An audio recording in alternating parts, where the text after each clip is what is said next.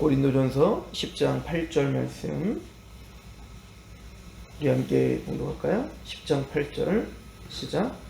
그들 중에 어떤 사람들이 음행하다가 하루에 2만 3천 명이 죽었나니 우리는 그들과 같이 음행하지 말자. 아멘.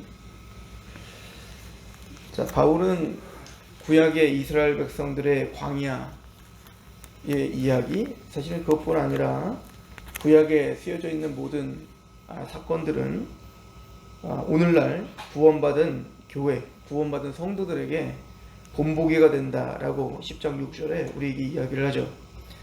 그래서 이스라엘 백성들이 광야를 40년을 살면서 하나님 앞에 크게는 범죄한 여러 가지 이제 주제들이 있는데, 그 중에 하나가 우리가 지난번에 상고했던 우상 숭배의 문제였죠. 7절. 그리고 오늘 8절에 음행하지 말라라고 하는 것, 또 9절에 시험하지 말라, 그리고 10절에 원망하지 말라. 이게 어찌 보면 우리 성도들이 우리가 이 땅을 살아가면서 하나님 앞에 끊임없이 넘어지고 있는 죄됨에 어떻게 보면은 본보기와도 같겠죠. 우상 숭배, 음행, 그리고 시험, 하나님을 시험하는 것과 그리고 하나님에 대한 원망, 이것이 이스라엘 백성들을 멸망하게 한 하나님이 미워하는 그 죄악들이다라고 우리가 볼 수가 있습니다. 오늘 그 두 번째 바로 음행하지 말라라고 하는 건데요. 이 말씀은 민수기 25장에 있는 말씀을 사도 바울은 우리들에게 적용하고 있는 거죠. 민수기 25장은 이제 부올이라고 하는 곳에서 모압 사람들의, 모압 여인들에 의하여 음행이 저질러진 거예요. 시딤이라고 하는 곳에서 이루어졌죠. 그곳에서 이제 사실은 그 모압 사람들이 섬기던 신은 그모스 신입니다. 그모스 신. 근데 그 그모스 신을 이제 민수기 25장에는 바알부올이라고 이제 표현하기도 하죠. 그 바알부올이라는 뜻은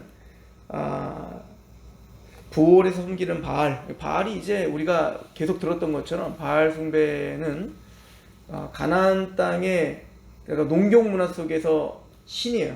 그러니까 농경 문화 속에서 비를 내주는 신인데, 그 바알 숭배는 어느 지역이나 항상 이 음행과 연관이 되어 있습니다. 그래서 바알이 비를 내려주기 위해서는 바알이 기뻐해야 돼요.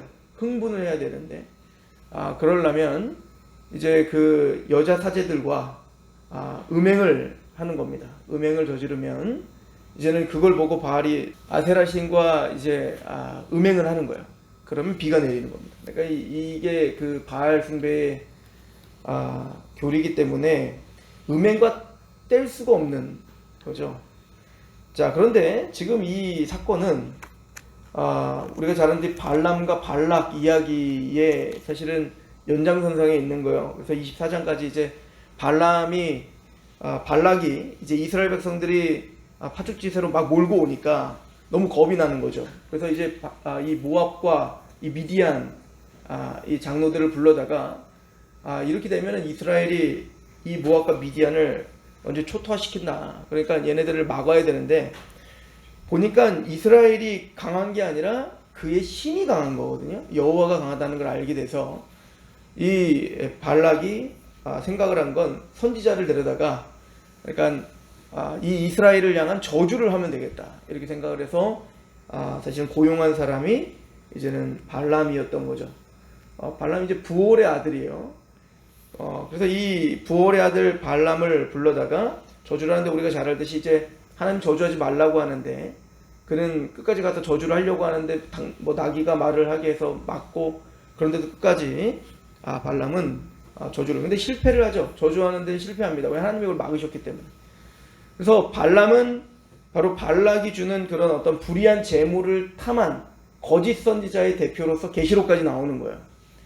자, 그런데 문제는 이 발람이 끝까지 포기하지를 않고 어떻게 했냐면 이 시딤 음행 사건을 주장한 게 바로 그 발람이었다 라고 성경은 기록하죠. 민수기 31장 16절에 보면 이 시딤 음행 사건을 25장에 시딤 음행 사건이 있는 거고, 31장 16절에 보면 보라 이들이 발람의 꾀를 따라 이스라엘 자손을 부올의 사건에서 여호와 앞에 범죄하게 하여 여호와의 회중 가운데 연병이 일어나게 하였다. 그러니까 이 시팀 음행 사건을 주도하고 계획을 짠 게 누구냐면 바로 발람이고, 그 발람의 계획대로 발락이 이제 이스라엘을 시팀에서 음행하게 한 사건이 바로 이 시팀 음행 사건입니다. 자, 이 시팀 음행 사건은 25장 5절에 보면, 우리 민수기 25장 5절에 보면, 모세가 이스라엘 재판관들에게 이르되 너희는 각각 바알보올에서 가담한 사람들을 죽이라 하니라. 그러니까 그 음행은 단순히 이스라엘 백성들의 어떤 그 음행을 넘어 우상숭배와 연관이 되어 있는 거죠. 이것은 바알에게 무릎 꿇은 거고 바알 숭배를 하고 있는 것이다 라고 하는 것이죠. 그러니까 그들의 탐심을 채우기 위해서, 탐욕을 채우기 위해서 그 아름다운 모압 여인들에게 유혹이 되어서 음행을 저질렀는데, 그 음행을 저지른 건 사실은 이제 바알볼에게 절을 한 것이고 또 우상숭배를 한 것과 이제 연관이 되어 있는 거죠. 자, 이제 문제는 뭐냐면 이 고린도 교회 안에 바로 그 음행, 실제적인 음행이 있다는 걸 우리 앞에서 이미 짚었죠. 그죠? 왜냐면 고린도 교회에도 로마도 바로 그런 신전들이 있었고, 그런 신전들은 그런 사제들이 있어, 여사제들이 있었고, 그들이 신전 창녀들이 있었다는 거죠. 그래서 그 에베소 도시 같은 그런 큰 도시에서는요, 신전 창녀들이 한 1000여 명이 주둔해 있어서 항상 거룩한 의식을 하는데 그게 바로 음행이었던 겁니다. 그러니까 고린도 교회에도, 고린도 그 도시에서도 바로 이 바알 숭배와 같은 그런 음행과 신전의 어떤 그런 음행을 통한 우상 숭배의 현장들이 실제적으로 있었던 거고, 고린도 교회에서도 또 그런 어떤 넘어짐들이 있었던 것을 우리는 볼 수가 있는 겁니다. 이건 단순히 또 우상 숭배라고 하는 어떤 종교적인 의식을 떠나서 우리에게 주어질 수 있는 모든 음행을 다 연관을 질 수 있는 거겠죠. 자, 그런데 이 민수기 25장에 나오는 건 어떻게 이제 결론이 나냐면, 그것 때문에 하나님께서 연병을 주는데요. 오늘 본문에도 10장 8절에도 보면, 고린도전서 10장 8절에도 23,000명이 죽었다. 이게 그 연병 때문에 23,000명이 죽는 거거든요. 근데 그 연병을 막는 자가 있어요. 민수기 25장에 보면 그 연병을 막는 자가 있는데 바로 제사장 아론의 손자 비느하스입니다. 그러니까 그 아론의 아들이 엘르아살이고 그 아들이 이제 비느하스인데, 이 비느하스가 창을 들고 가서, 손에 창을 들고 가서 남자, 그 모압 여인과 한 남자를 그 창으로다가 배를 뚫어버리죠. 그러니까 이것은 뭘 상징하고 있냐면, 이 비느하스는 이걸로 이제 연병이 끝이거든요. 이 비느하스는 질투했다라고 이제 표현하고 있죠. 이게 민수기 25장 11절인데요. 제사장 아론의 손자 엘르아살의 아들 비느하스가 내 질투심으로 질투하여 이스라엘 자손 중에서 내 노를 돌이켜 내 질투심으로 그들을 소멸하지 않게 하였다. 그래서 연병이 끝인 거예요. 그나마 그래서 23,000명밖에 안 죽은 거거든요. 그러니까 이 사도 바울이 고린도 교회에게 편지를 보내면서 음행하지 말라라고 말하면서 사실은 23,000명이 죽임을 당했다. 근데 그 23,000명만 죽고 거기서 멈출 수 있었던 건 바로 비느하스와 같은 하나님의 편에서 그 음행을 싫어하며 우상숭배를 싫어하는 그 하나님의 질투를 알고 있는 비느하스가 죽창을 들고 가서 그들의 배를 꿰뚫음으로 말미암아 하나님의 마음을 시원하게 해드린 거거든요. 사실 음행하지 말라, 음행하지 말자, 이건 구호로 되는 게 아니에요. 그럼 음행하지 않을 수 있는 방법은 뭐냐면, 비느하스와 같이 하나님의 편에서 거룩한 질투가 있어야 그 음행이 멈출 수 있다는 거죠. 그러니까 우리가 이 사도 바울의 어떤 항상 주장하는 건 뭐냐면요, 너희가 예배를 해라, 너희가 구제를 해라, 너희가 용서를 해라, 그 어떤 것을 이야기할 때에도 사도 바울은 그 행위에 포커스를 맞추지 않아요. 예를 들어서 음행하지 말라라고 할 때 음행하지 말자, 음행하지 않는 운동, 이런 걸 말하는 게 아니에요. 항상 성경은 이야기할 때에 구제하는 삶을 살아, 구제해라, 이것도 분명히 구제해야 되는 거지만, 사도 바울이 항상 무게감을 두는 건 뭐냐면, 고린도 교회에 나중에 또 그 얘기를 하죠. 하나님께서 가장 부유하신 자로서 우리를 위해서 가장 낮아지고 가난하게 되심은 너희를 부유하게 하려 하심이 아니냐. 그러므로 구제하는 게 마땅한 거 아니냐. 그러니까 하나님이 가장 부유하신데 우리를 위해서 가장 가난하게 되신 것은 우리를 부유케 즉 십자가를 설명하는 겁니다. 그리고는 구제에 대한 이야기를 한단 말이에요. 예수님도 항상 그런 식이잖아요. 그러니까 용서해라. 근데 큰 것을 너희가 탕감받았으니 작은 것을 탕감하는 게 마땅하지 않니? 라고 큰 것을 탕감받은 것을 항상 강조한다고요. 그러니까 사도 바울이 편지를 보내면서 오네시모를 용서하라 라고 빌레몬에게 이야기를 하면서도 네가 마땅히 성도로서 너에게 해를 끼치고 간 그 종을 노예를 용서하는 게 마땅해 라고 강요하지 않고 내가 마땅히 너에게 이야기할 수 있지만 난 너에게 부탁한다 라고 말해요. 그 얘기는 뭐냐면 억지로 되지 않기를 원하기 때문에 그렇다 라고 이야기를 하죠. 고린도 교회에게 지금 화가 나서 음행하지 말라 라고 말하지만 사도 바울의 마음은 비누아스가 되라는 얘기인 겁니다. 그러니까 거룩한 하나님의 질투함을 가져라. 하나님이 우리를 향한 질투가 있잖아요. 그러니까 질투라고 할 때 우리는 막 그 부정적인 의미가 크지만 예를 들어 부부 가운데 질투가 없던 사랑이 없어진 거 아니겠어요?